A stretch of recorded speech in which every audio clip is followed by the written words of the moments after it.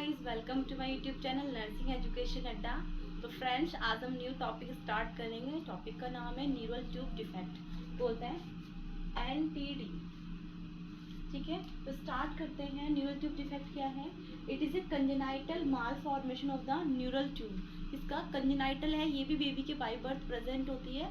Mall formation of the neural tube caused by failure of the neural tube to close. Failed हो जाता है neural tube, close नहीं हो पाते proper vertebral column, जिसकी वजह से कब होता है वो? End of the 4th week after conception. जैसे कंसेप्शन होता है उसके 4 वीक के अंदर अंदर ही क्या होता है, न्यूरल ट्यूब जो है वो प्रॉपरली क्लोज नहीं होती है, जिसकी वजह से ये डिफेक्ट आता है। तो वो न्यूरल ट्यूब क्या है? ऐसी ट्यूब होती है जिससे न्यूरल प्लेट से न्यूरल ट्यूब बनती है, में brain vertebral column, spinal cord, इस सब का फॉर्मेशन होता है। ठीक है, तो उसमें डिफेक्ट आने को बोलते हैं न्यूरल ट्यूब डिफेक्ट। नेक्स्ट देखते हैं कॉजेज क्या है। कॉजेज इसका अननोन है। जेनेटिक, अगर किसी फैमिली में जेनेटिक कोई किसी को ऑलरेडी है तो उनको भी हो सकता है, साथ वालों को, सिबलिंग्स में हो सकता है। फॉलिक एसिड डिफिशियंसी, ठीक है, ये पूछा जाता है एग्जाम में, वाइवा में। अगर आपको मल्टीपल चॉइस क्वेश्चंस आते हैं या आप कंपटीशन की तैयारी कर रहे हैं तो उस टाइम पे पूछा जाता है कि न्यूरल ट्यूब डिफेक्ट कौन से विटामिन की डिफिशियंसी से होता है। तो फॉलिक एसिड डिफिशियंसी की वजह से न्यूरल ट्यूब डिफेक्ट होता है। ठीक है, एंटी एप्लेटिक ड्रग ड्यूरिंग प्रेगनेंसी, अगर कोई फीमेल है उस टाइम पे वो एंटी एप्लेटिक मतलब सीजर्स की ड्रग्स ले रही है, उस टाइम पे भी उसको ये न्यूरल ट्यूब डिफेक्ट हो सकता है। फिनोटॉइन मेडिसिन है। ठीक है, नेक्स्ट आता है इन्वायरमेंटल फैक्टर। इन्वायरमेंटल फैक्टर में अगर मदर जो फीमेल है, प्रेग्नेंट लेडी है, वो एक्सरे के एक्सपोज में हो जाए, यूवी रेज में, एक्सरे के एक्सपोज में हो जाए, तो भी ये वाले चांसेस हो सकते हैं। ठीक है, ये कुछ कॉजेज थे। नेक्स्ट देखते हैं टाइप। एग्जाम में टाइप पूछे जाते हैं, तो टाइप क्या है? टाइप है न्यूरल ट्यूब डिफेक्ट, 3 टाइप्स का होता है mainly. Anencephaly, encephalocele, spina bifida. क्या होता है? Anencephaly, encephalocele, spina bifida. तो देखते हैं, it is a most. Anencephaly क्या है? मोस्ट सीवियर केसेस है ऑफ ऑल एंटिडी। सारे एंटिडी में जो एनेंसेफेली है वो डेंजरस होती है, सीवियर होती है।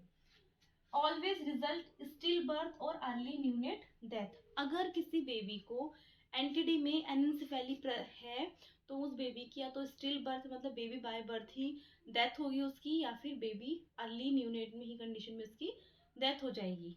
ठीक है, इसके अंदर कौन सा एरिया जो है वो अफेक्ट होता है? तो बेबी के वॉल्ट वाला एरिया।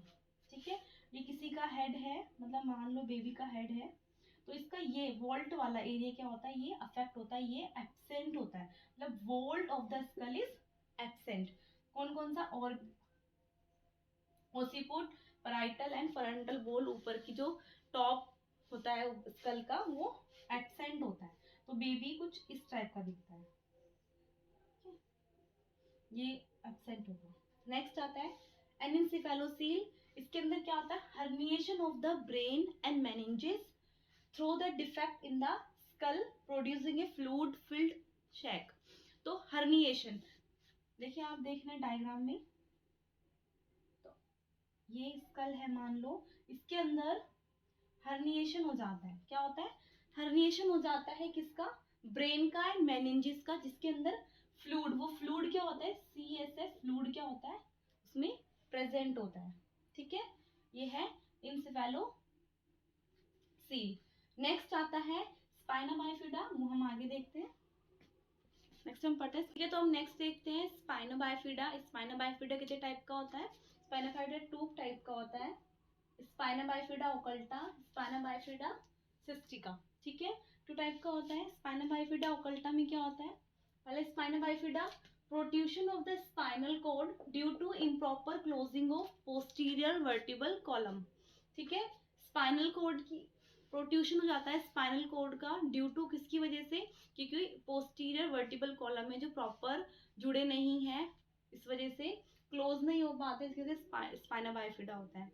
तो ये 2 टाइप्स का होता है, spina bifida occulta, spina bifida cystica. Spina bifida क्या होता है? जो एसिम्प्टोमेटिक होता है, मान लो किसी पर्सन का स्पाइनल कॉर्ड है, ये वर्टिबल कॉलम है,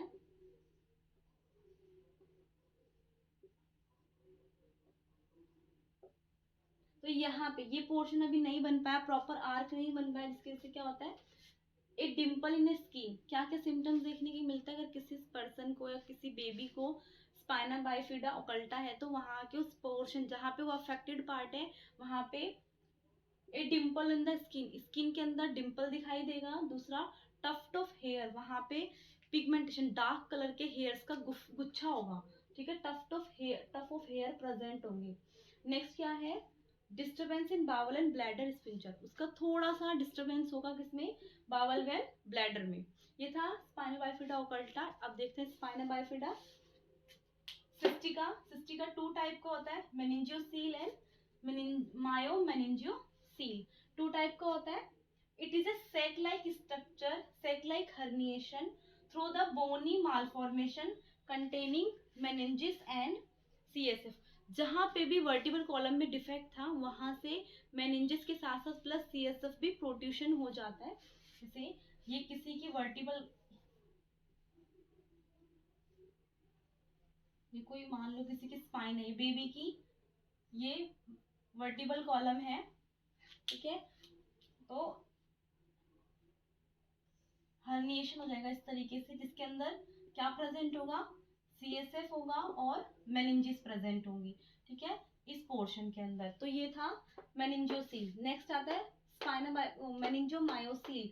मेनिंजियोमायोसील में ये मेनिंजियोसील में sac like protrusion, sac like protrusion होता है जिसके अंदर spinal cord, meninges and CSF तीनों इंक्लूड होते हैं। तो इसके अंदर क्या होगा, इसके अंदर सीएसएफ भी होगा, मेनिंजिस भी होंगे और स्पाइनल कॉर्ड भी होगा, ठीक है। तो था मायोमेनिंजियोसील, मेनिंजियोसील, दोनों में डिफरेंस पता चल गया। नेक्स्ट आता है नो न्यूरोलॉजिकल इम्पेयरमेंट, क्योंकि इसके अंदर स्पाइनल कॉर्ड इन्वॉल्व नहीं हुई है तो इसके अंदर क्या होगा, इम्पेयरमेंट नहीं होगा, जबकि मेनिंजियोमायोसील में न्यूरोलॉजिकल इम्पेयरमेंट प्रेजेंट होती है। ये बेबी में मतलब इन सब में सबसे ज्यादा कॉमनली ये वाला प्रेजेंट होता है, मायोमेनिंजियोसील, ठीक है। और ये कौन सा होता है, लंबो सैक्रल रीजन में मोस्टली प्रेजेंट होता है, ठीक है। और पैरालिसिस किसका होता है, लोअर पार्ट का, लोअर एक्सट्रीमिटीज का पैरालिसिस देखने के लिए मिलता है। Lumbo sacral region most commonly site होती है इसकी। नेक्स्ट हम देखते हैं diagnostic evaluation and nursing management क्या होगा। नेक्स्ट देखते हैं क्या मैनेजमेंट है, सर्जिकल मैनेजमेंट क्या है, नर्सिंग मैनेजमेंट क्या है। उससे पहले डायग्नोस्टिक इवैल्यूएशन चेक करते हैं। Diagnostic evaluation, perinatal diagnostic evaluation मतलब जब बेबी फीटस फॉर्म में होता है तो प्रेग्नेंट लेडी का यूएसजी करके पता कर सकते हैं। एमनियोसेंटेसिस होता है एमनियोटिक फ्लूइड, जो बेबी के चारों तरफ एमनियोटिक फ्लूइड होता है उसको by the help of needle से एस्पिरेट करके उसका एग्जामिनेशन किया जाता है। उसके अंदर एक प्रोटीन होती है, इसका नाम होता है अल्फा फीटोप्रोटीन, वो उसके अंदर उसका लेवल क्या होता है, इंक्रीज लेवल होता है, ठीक है। और ये कब करते हैं, 16 to 18 वीक्स, जब 16 से 18 वीक पे इसको परफॉर्म कर सकते हैं। और इसी प्रोटीन का लेवल कम होता है वो डाउन सिंड्रोम, अगर किसी फीटस को डाउन सिंड्रोम की प्रॉब्लम है तो उसमें ये लेवल कम होता है। नेक्स्ट आता है पेरीनेटल में कर सकते हैं, पोस्ट नेटल में सीटी स्कैन एमआरआई, ये होता है पोस्ट नेटल। पोस्ट नेटल मतलब जब बेबी आ गया है, after delivery, after birth, CT scan MRI कर सकते हैं। लैब टेस्ट चेक करेंगे ताकि उसके अंदर सीएसएफ इंक्रीज तो नहीं है, या फिर बेबी को इन्फेक्शन तो नहीं है, मेनिंजाइटिस वगैरह, यूरिन एनालिसिस मतलब किडनी फंक्शंस को चेक करेंगे। नेक्स्ट आता है transillumination test to determine the content of sac. जो हमने सैक पढ़ा था मेनिंजोसील में, मेनिंजोमायोसील में, तो उसके अंदर उस सैक के अंदर क्या क्या कंटेंट प्रेजेंट है, स्पाइनल कॉर्ड है, मेनिंजिस है, सीएसएफ है, उसको चेक करने की ट्रांसल्यूशन टेस्ट करने के लिए एक टेस्ट किया जाता है जिसका नाम होता है ट्रांसल्यूमिनेशन टेस्ट। ट्रांसल्यूमिनेशन टेस्ट अगर प्रेजेंट है तो मेनिंजियोसील, अगर नोट है तो मेनिंजियोमायोसील होता है, ठीक है। तो ये कुछ डायग्नोस्टिक इवैल्यूएशन थे। उसके अलावा फिजिकल एग्जामिनेशन करते हैं, हिस्ट्री कलेक्शन लेते हैं, वाइटल्स चेक करेंगे, डब्ल्यूबीसी चेक करेंगे। डब्ल्यूबीसी आप लैब टेस्ट से कर सकते हैं, उनमें इसका लेवल बड़ा मिलेगा, इन्फेक्शन है अगर बेबी को तो।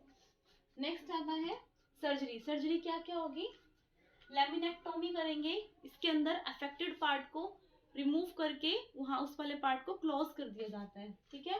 और ये कब किया जाता है, जब बेबी 24 से 48 आवर्स में होता है। जितना जल्दी अर्ली परफॉर्म किया जाता है उतने ही बेबी के कम पैरालिसिस होने के या न्यूरोलॉजिकल इम्पेयरमेंट होने के चांसेस कम होते हैं। नेक्स्ट आता है closure of the skin graft is also done. जहाँ पे भी सर्जरी परफॉर्म की है वहाँ पे स्किन ग्राफ्टिंग भी की जाती है। तो ये कुछ सर्जिकल मैनेजमेंट था।